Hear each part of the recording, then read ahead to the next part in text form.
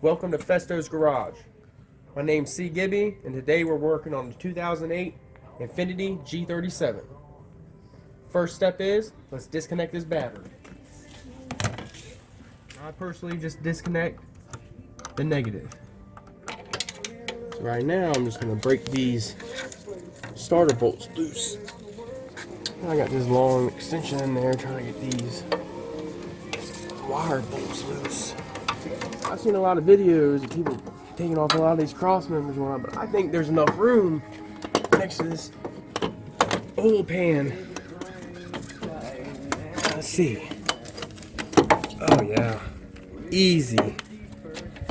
What a breeze. All right, well, we got the new starter. It matches the old one, but we had to wait until the next day to get it.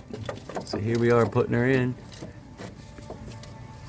What are you doing? Just the same way you came out?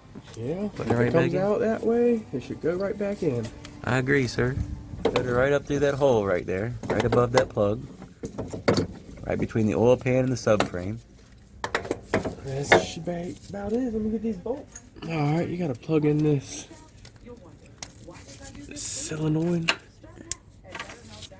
And then, All right, that's the bottom starter bolt, huh? yes sir.